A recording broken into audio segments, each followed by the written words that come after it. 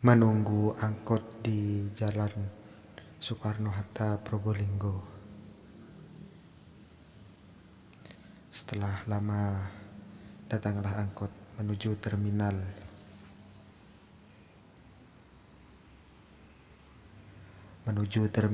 Probolinggo.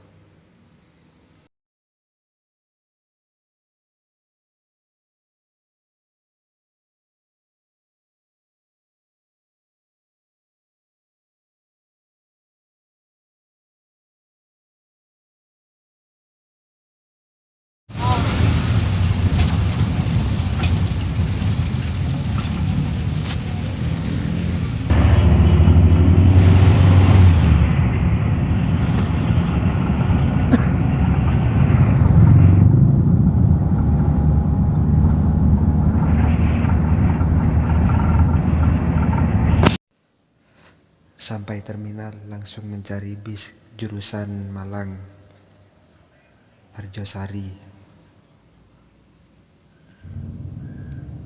Perjalanan menuju ke Malang.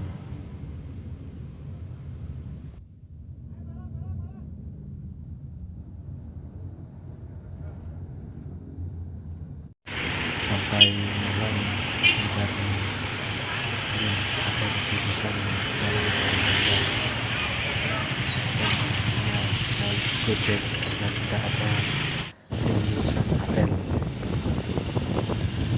Melewati kota Malang, menikmati suasana sore hari kota Malang.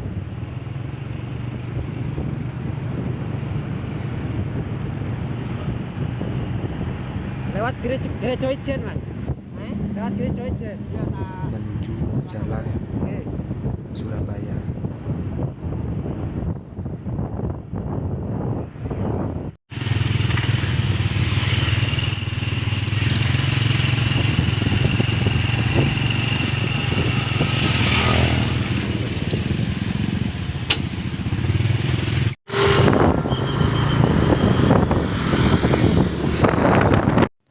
Sampai lokasi di Jalan Surabaya, kampus UM.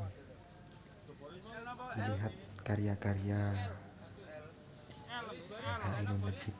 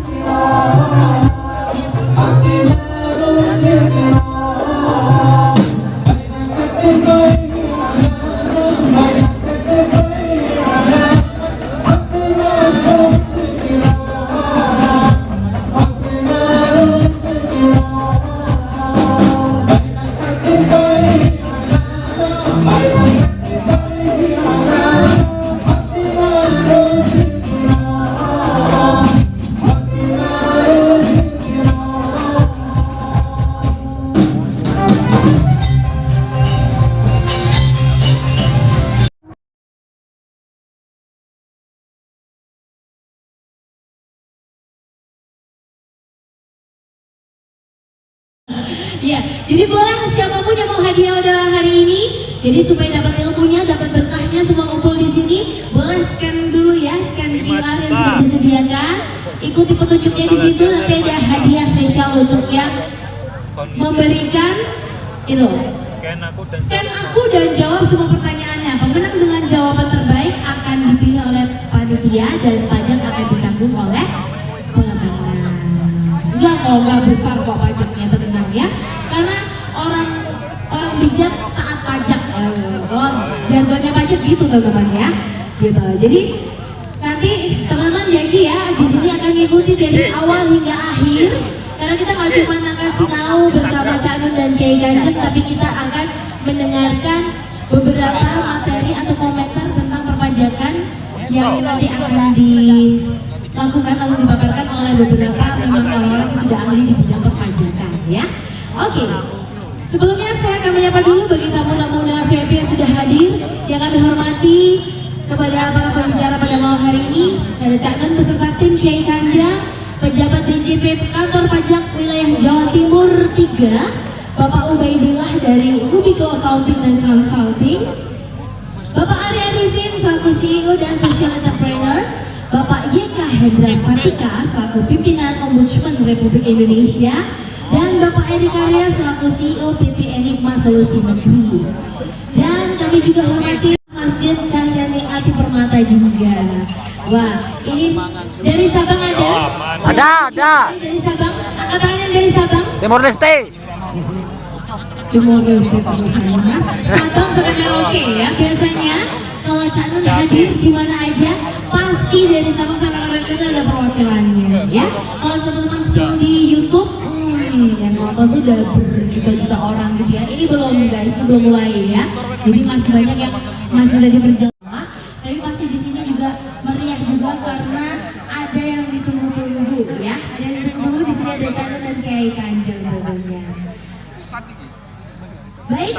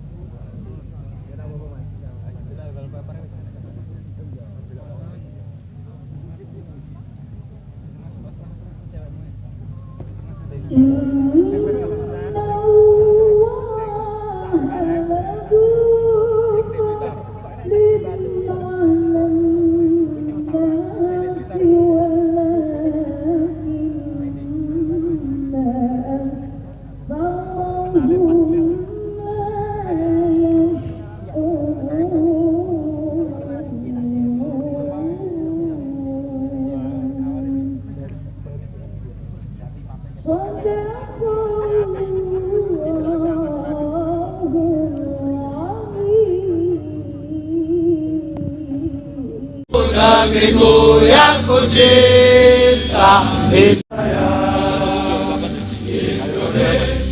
Raya, merdeka, merdeka, tanahku negeriku yang ku cinta, Indonesia Raya, dah merdeka, hiduplah Indonesia Raya. Meninggalkan mereka tanpa harapan dan di tengah korupsi dan keserakahan yang melanda, terjalinlah kisah-kisah perjuangan yang mengungkapkan kebusukan manusia. Andai saja pajak tepat, negara hebat.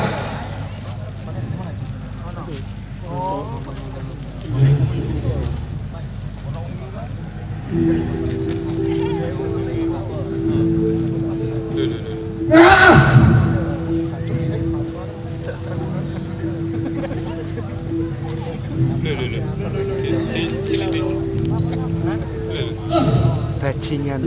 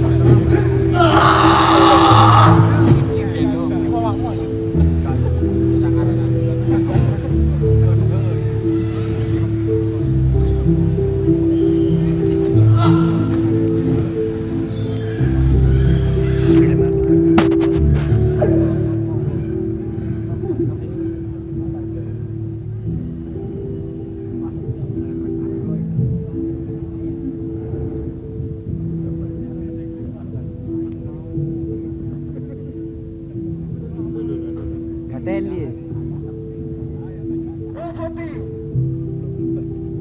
Itulah senjata yang digunakan mereka untuk membunuhku. Di saat yang besar bisa melobi, aku yang kecil hanya pasrah tanpa bisa membela diri. Seperti di balik pajak itu sangat menyesakan. Aku hanya pedagang kecil, tapi teror menjadi makanan yang tiada henti ku terima. Asik. Bagaimana kejujuranku dibalas dengan bertubi-tubi caci maki dan kekerasan? Kau malu negara, kau penjahat.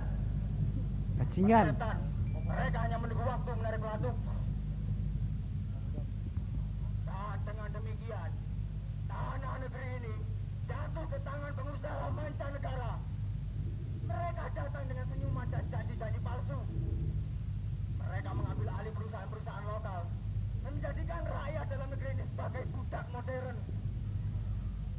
Mereka memeras kekayaan dan meninggalkan rakyat terlunta-lunta dalam kemiskinan yang lebih dalam.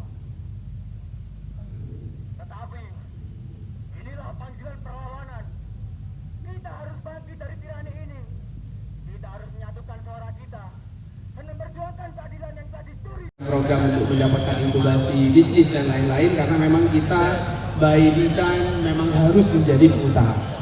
Karena angkatan kerja kita itu memang nggak akan cukup untuk menampung kita semua. Jadi mulai sekarang mikirlah jadi pengusaha. Tapi jadi pengusaha itu pun juga tantangannya berat. Salah satunya karena teman-teman ketika kita jadi pengusaha itu yang dipikir biasanya pengusaha itu kan mindsetnya harus dipikir apa cari omset gitu. Kita mikir tuh ketika jadi pengusaha isinya cari omset aja gitu ya, sampai lupa kita tuh nggak mikir di administrasi kita di belakang. Umumnya sih pengalaman saya jadi konsultan tuh teman-teman pengusaha tuh lupa untuk ini yang administrasi keuangan. Nah sayangnya nih teman-teman, di sini itu saya pengen menyampaikan pesan secara publik ke DJP harusnya. Berani nggak Anda membuka usaha? Gitu? Berani, Anda bakal menjadi orang sukses, saya doakan. Bismillah. Amin Pak. Jadi kalau melihat sebuah usaha mau sukses, kuncinya cuma satu. Pagi-pagi ke pasar, beli pisau yang tajam, putus rasa ketakutan Anda. Di situ Anda tinggal keberanian dan akan sukses. Tepuk tangan buat Anda semua. Jadi pengusaha itu jangan selalu berpikir tentang profitable, ya. Anda harus berpikir tentang benefitable, kebermanfaatan buat orang lain dan untuk diri Anda. Kalau Anda sudah memberikan kebermanfaatan buat orang lain, insya Allah Allah akan memberikan rezeki buat Anda semua. Itulah pasti. Jadi kalau kita baru usaha saja, bentuknya mau UMKM, mau CV, mau PT, pasti kita harus taat dengan pajak. Kalau Anda mau besar, ya Anda harus membuat sebuah perusahaan yang besar, perusahaan atau PT. Jangan takut pajak, ya, karena di sebelah saya ada konsultan pajak. Serahkan aja pada bukan ahlinya. Serahkan usaha Anda tentang perpajakan bukan pada ahlinya. Kenapa begitu? Tinggal kehancurannya.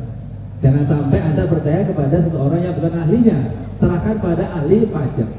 Dan terutama Anda harus selalu mencari informasi yang terbaik di kantor-kantor pajak supaya apa? Anda mendapat informasi yang tepat. Ya. Kalau saya di depan saya ini, karena saya seorang pengusaha, ya. Jadi jangan sampai tipsnya itu, resepnya buka usaha itu jangan membuka usaha hanya satu. Buka usaha hanya dalam satu basket katanya. Membuka usaha harus banyak. Kecil-kecil banyak. Apalagi kalau bisa besar bagus, ya. Karena di depan saya ini adalah market. Dikala saya buka cup coffee, ya, di Kota Malang, ya, namanya tadi social palace, gitu ya. Sosial untuk kehidupan. Dikala saya buka kafe, otomatis apa? Yang pertama, saya kasih free selama 2 tahun. Keren nggak? Boleh bayar, nggak boleh bayar. Orang pajak bingung. Ada kafe buka 2 tahun, bayar boleh, nggak bayar boleh. Kalau majikin gimana gitu? Kalau saya bayar iklan, otomatis berapa harus bayar iklan selama 2 tahun? Karena usaha itu modalnya 100%, promosinya harus 300%. Kalau nggak mau bayar iklan atau promosi, kuncinya ada 3. Ya, jangan tidur kalau nggak ngantuk, minum kopi aja tiap hari.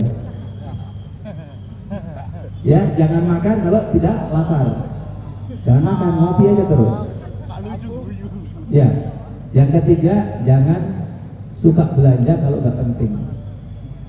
Itu yang paling penting. Dan semua harus tercatat rapi supaya suatu hari kalau ada orang pajak datang, Anda punya filing. Buka usaha itu sukses gampang banget.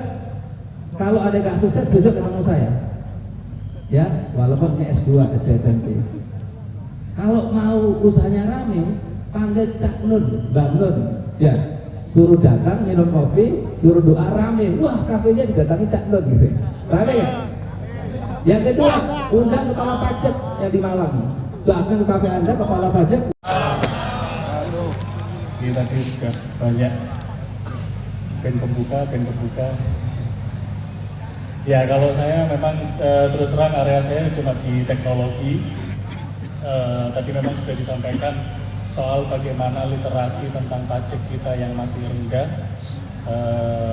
bahwa pajak itu ternyata ya kenapa? Kalau menurut saya Pak Nanti kan ya berarti trustnya, berarti ini soal trustnya, apakah memang yang terbayar itu bisa menjadi apa yang disebut tadi, meningkatkan pelayanan publik, mensejahterakan masyarakat dan lain sebagainya.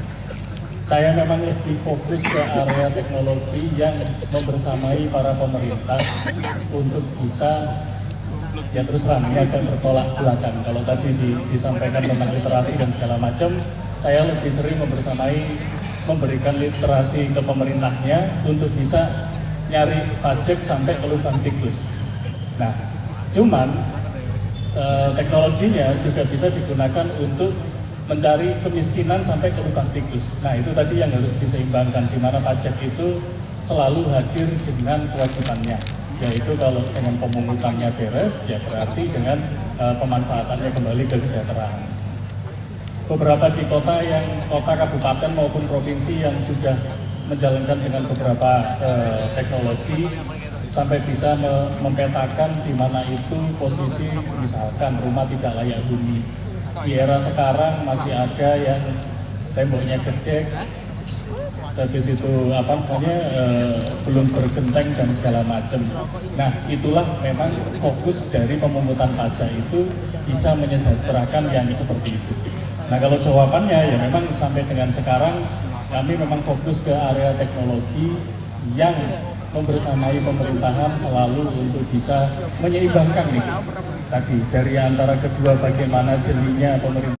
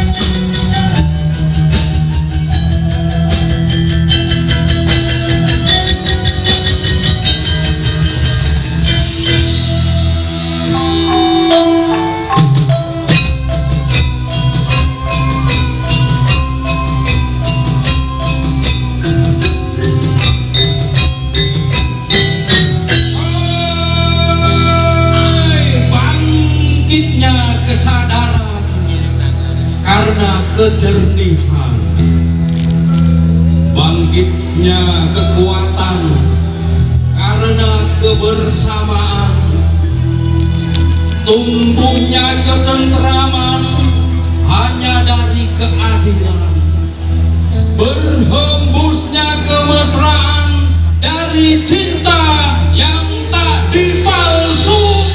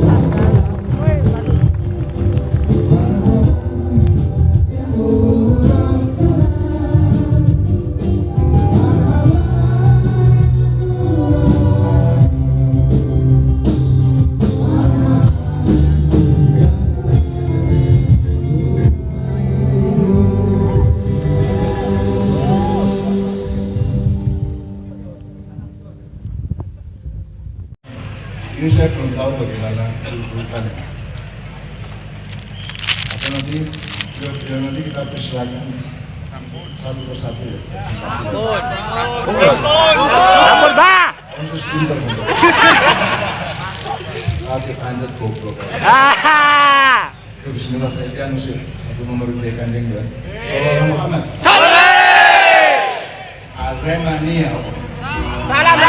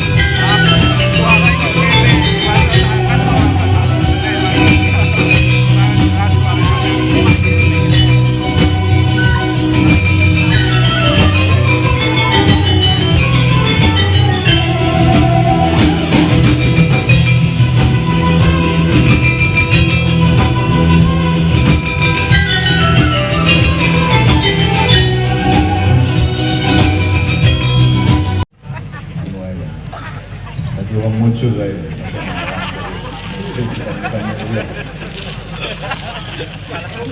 Mam, tolong bacakan bait pertama. Negeriku Nusantara, masa depan kita semua. Mutiara Katulistiwa, anugerah Kertaraharja. Untuk negeriku Indonesia lagi Allah. Awas hati-hati makar kan.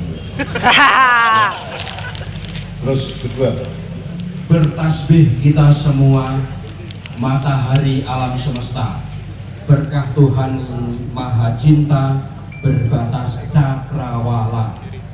Terakhir, masa depan penuh cahaya, rakyatnya agung dan mulia, dengan antena cakra melimpah rizki semesta. Ono kalimat sebelum terakhir. Dengan antena cakra. Sopo sing huruf cakra? Angkat tangan. Silakan langsung. Dengan antena cakra terseraplah. Jadi Borobudur itu, Pulau Jawa itu tempat di mana rezekinya Allah dipusatkan dan diserap dengan cakra tadi, kemudian akan dikembalikan melalui Mekah. Nah, di antara Pulau Jawa dan Mekah itu ada di India ada bangunan terbaik Taj Mahal. Jadi Taj Mahal itu kan kemewahan, itu puncak spiritualisme, puncak kemewahan materi. Lihat fakultas-fakultas agama ada ya. Aku jalur situ kan fungsi apa itu.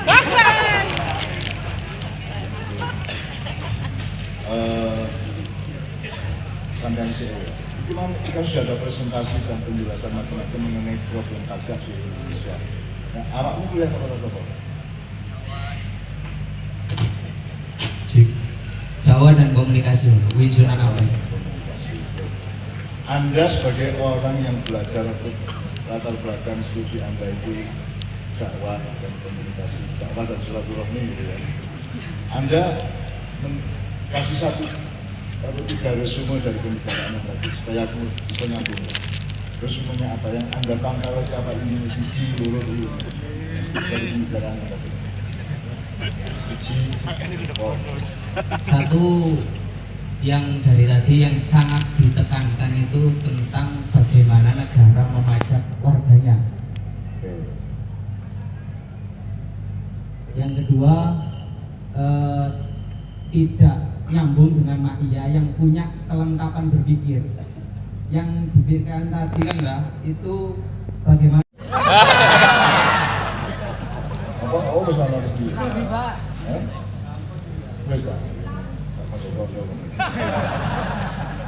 Kalau begini iki ono sing kepengin maknyahan, kepengin golek ilmu, tapi sing golek bojo iki lha. Kemudian niate salah gak oleh-oleh teman. Jadi nek takon iki mudah-mudahan dekat jodoh amin.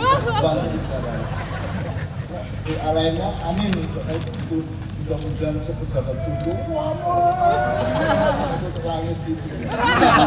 Dan kita kabul pun bukan salah benar. Ini golek jodoh. Golek jodoh ya apa carane? Masih aja gak apa-apa saja. Oke, saya urutkan. Jadi, kenapa Anda senang bayar pajak ke Allah? Ketika Anda bersyukur kepada Allah, senang nggak? Hatinya. Ketika Anda bayar pajak kepada pemerintah, senang hatinya nggak? Boten nggak? Apa sebabnya? Nang Gusti Allah kan bersyukur senang hatimu, nang pemerintah dan negara kan bayar pajak nggak senang? Apa sebabnya? Berarti ngambek, Mbak. Berarti Bapak.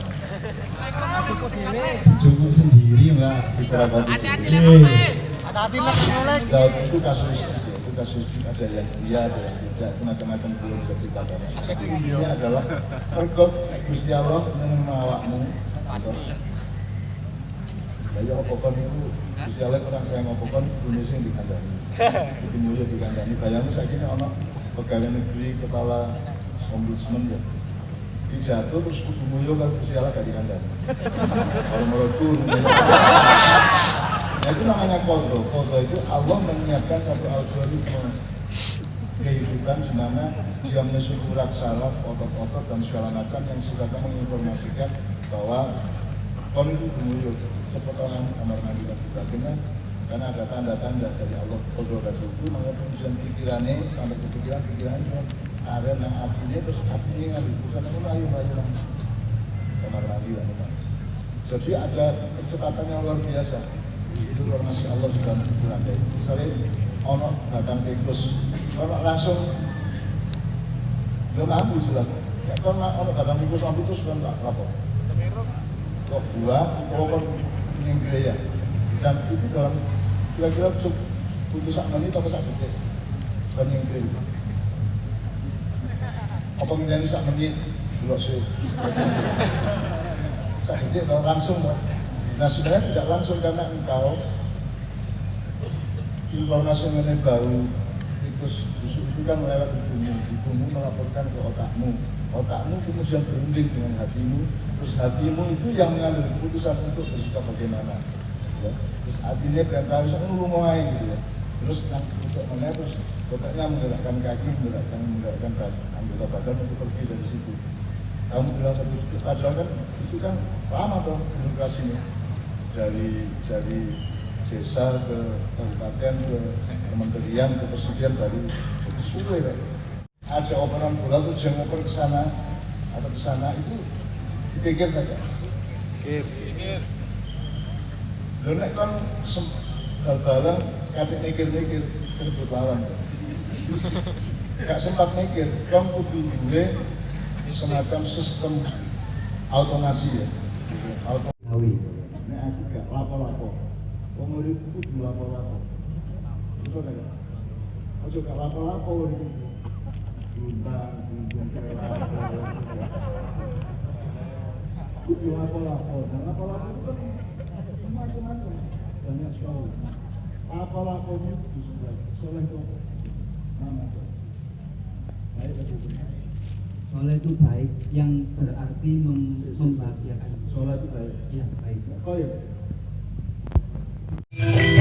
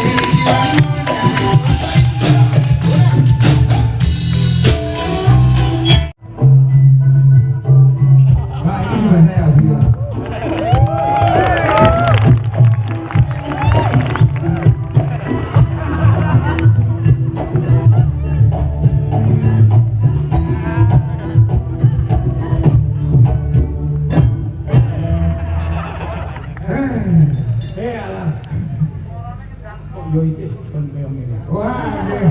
Ben nganu, Mbah, ben sehat. Ben sehat terus. Panjenengan sehat, Mbah? Yo alhamdulillah. Alhamdulillah. Sehat wong kula. Wah, yang penting kan seger terus awake. Nggih, aku ki gumun. Tapi pun Gumun karo nyanyian mulu. sing pundi? Terutama Nggih. nyanyian sing suarane kaya jago kluruk. Jago turun. Sing pundi, Pak? Oh, alah. Ah, sing ngoten to. Sakit pula, sampai sakit. Bagian sakit, nggih, monggo.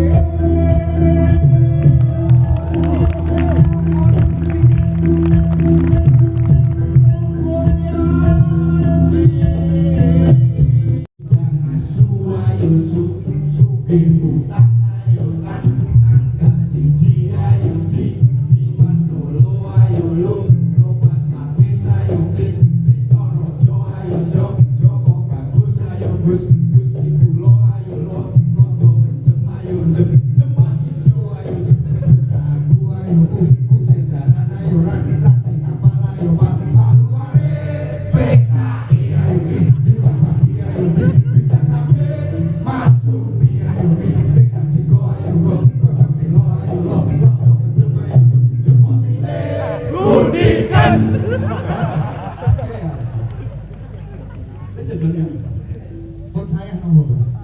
Gua pengen punya misalnya. Bisa saya, bisa ini. Keluarin, bro, sakit. Oke, gua sakit. Esok tuku lengonya ke botol. Rojo lawas dijadul ada menyang kali. Abang lemiku kecutek luwi jeruk. Aduh mau iku magone ono ing rambut jempol. Jempol sikil lontalan bilang kena patil. Itu kuwi kudulanan ora apik. Jempol yang pikiran beseke kulit. Silet iku dijupuk ojo dicawuk. Gawang bal-balan jarine arep pripil penuh.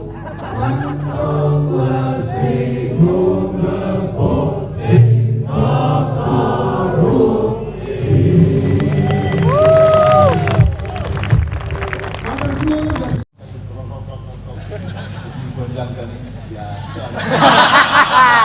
Untuk serius ya. Ngalang itu dulu arah barometer untuk musik rock. Musik rock itu boleh sukses di mana-mana, tapi kan ngalang sih gagal.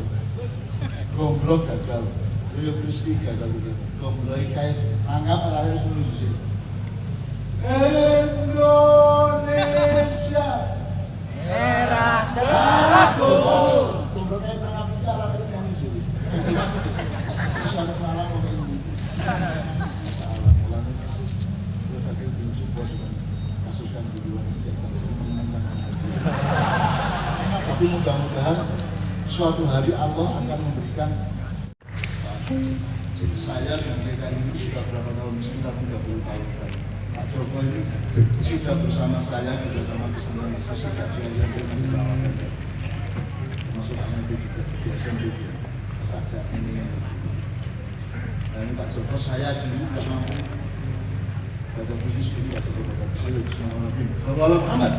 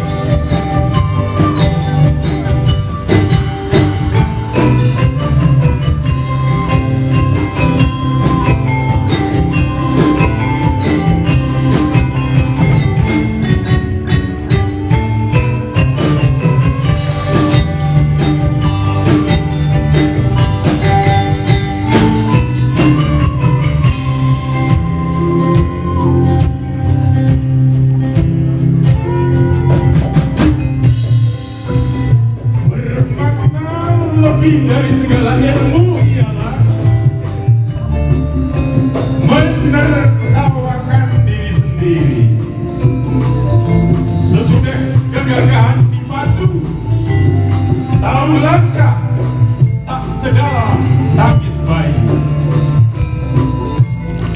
Kelahiran dan maut memain-mainkan, kita jadi perlu sekeras ini bersih tegak. Padahal gua ibunda tak di masa silam, dan kematian tak nunggu di usia petang.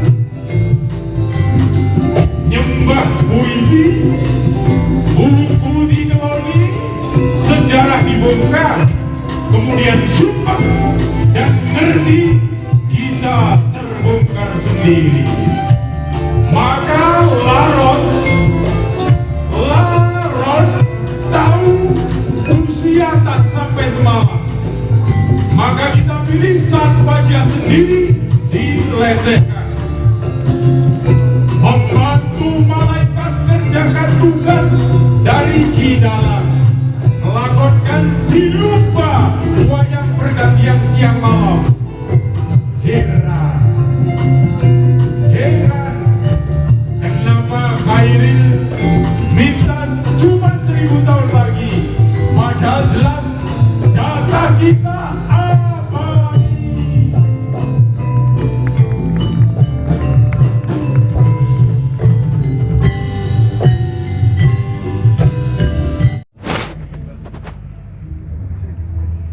Kemana Nusantaraku?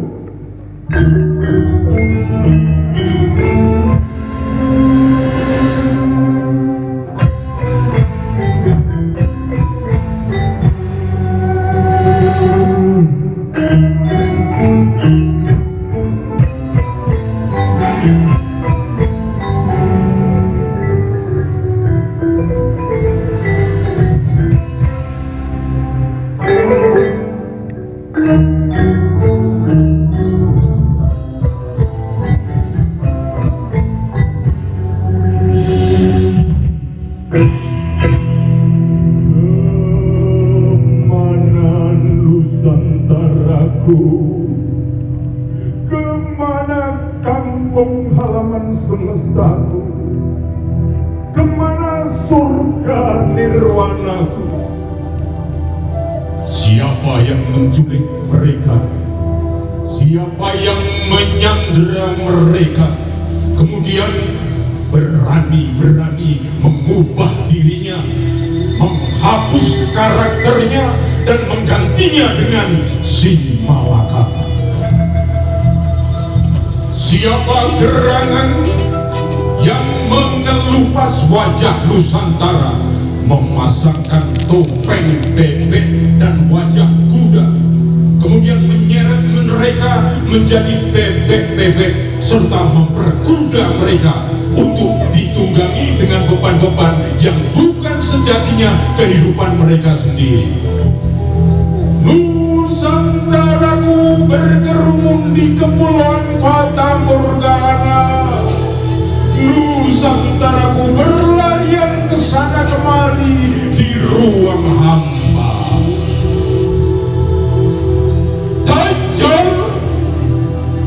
Dajjal beranak pinak, berkembang biak di barat sana. Jaringan komunitasnya menyebarkan dusta ke semua arah di bulatan dunia, kemudian datang menyerbu ke Pulauan Nusantara, merampok akal sehat penduduknya, mengikis harga diri martabatnya, membawa penggelapan yang mereka sebut pencerahan, menyebarkan kegelapan yang mereka nisbahkan sebagai cahaya, sampai anak cucu penduduk Nusantara gelap mata mengejar neraka karena mereka sangka surga, mengutuk setiap bebuan surga karena mereka pikir neraka. Hari ini anak cucu Nusantaraku linglung mandek di perempatan zaman, bingung di tikungan ilmu entah berapa, seakan terus berjalan tapi tidak mengerti arah tujuan, seolah terus hidup namun tidak paham sangkan kalau meneruskan langkah yang sekarang akan tidak lama lagi terperosok masuk ke dalam jurang. Kalau harus berubah atau berkembang, sudah lama konstitusi mereka melarang perbedaan. Anak cucu Nusantara tidak mampu lagi mengenali kebenaran. Anak cucu Nusantara tidak pernah diulang tentang tataran kebenaran dan keindahan, kebijaksanaan dan kesucian. Tidak sanggup lagi memahami masa depan, marah kepada peringatan, kritik dan tuntunan, naik pitam kepada cermin masa depan dan masa silam. Padahal bangsa Nusantara adalah bangsa kesayangan Tuhan. Allah Ta'ala fi kitabihil karim, إذ تستغيثون ربكم فاستجاب لكم أني ممدكم بألف من الملائكة مردفين. Ingatlah ketika kamu memohon pertolongan kepada Tuhanmu, lalu diperkenankannya bagimu, sungguh aku akan mendatangkan bala bantuan kepadamu dengan 1000 malaikat yang datang berturut-turut. Nenek moyang bangsa Nusantara menancapkan catra di titik tengah Pulau Jawa, antena penyerap rezeki dan berkah dari langit. Nenek moyang bangsa Nusantara tekun dan rajin menembak dan mengabekti, sehingga Tuhan mendatangkan bala bantuan berturut-turut 1000 malaikat didatangkan untuk mereka. Nusantara menjadi kepulauan berkah, Nusantara menjadi bumi paling melimpah kesuburannya, Nusantara menjadi negeri pusat kemakmuran dunia, Nusantara dilimpahi rezeki melebihi seantero bumi, Nusantara dihuni oleh manusia unggul dan istimewa.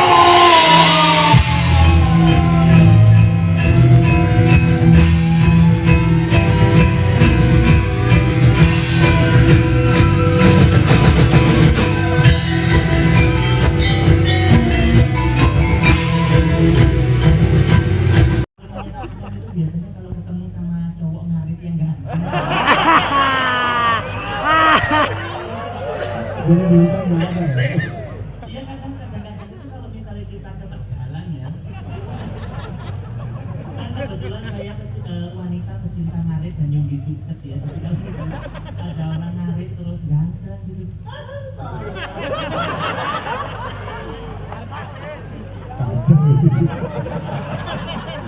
Kita mau ngomong berjaringan. tapi memang kalau misalnya kita di alam itu kan peneliti-peneliti Indonesia itu kan jarang sekali yang memang langsung turun ke lapangan. Ini dia menarik. Biasanya Gimana hanya membaca-baca cerita? jurnal dari senior-senior kita yang ada di luar negeri. Tapi kalau misalnya turun yang ke lapangan langsung jarang. Takut kucing kan di alam itu kan ada padat, ada nyamuk dan lain-lain. Kadang di rumah kalau jengking, kadang juga di rumah juga.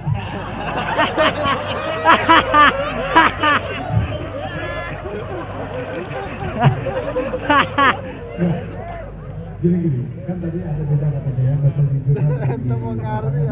Kira-kira pernah baca jurnal bagaimana terus di lapangan seperti apa gitu? Contoh. Kalau teman-teman yang baca jurnal itu kan biasanya ada seseorang, misal mentor kontak ya dari Amerika, mengeluarkan jurnal untuk klarifikasi tanaman tertentu, itu kita tinggal belajar. Tapi kalau di lapangan langsung kan berbeda. Kadang-kadang tanaman, bukan kadang-kadang sih, hampir semua tanaman di Indonesia ini kan nama latinnya dinamai orang. Ya cuman mungkin baru-baru ini ada beberapa teman seperti senior kita Pak Sujiwongso dari Surabaya itu yang mulai eksplor ke beberapa daerah yang mulai menamai tanaman-tanaman yang ada di Papua sama Kalimantan. Jadi beberapa tanaman Indonesia itu sudah direkomendasikan sebagai tanaman endemik, tanam baru di area Indonesia, sudah ada yang membutuhkan dan mungkin dokumentasinya sementara masih disebut area Papua. Oke, keren. Pada ngerti nggak semuanya? Kan tadi Mira cerita bahwa itu untuk membuat obat ya. Nah, bagaimana itu teknik-teknik pramu bahwa tanaman ini ditambah tanaman ini cocoknya jadi obat ini gitu. Iya, biasanya begitu yang mulia. Dan Bajing. ya mungkin belum pernah nanyain Bapak. Itu sampai tahu kan enggak obat sekarang itu bahasa Indonesia itu aduh tolong. Aduh gitu. Apa itu? Bahasa Jawanya apa? Saya dipecet-pecet gatel kok jadi. Latang. Nah, latang itu kita mulai kemarin meneliti untuk kita jadikan obat pembesar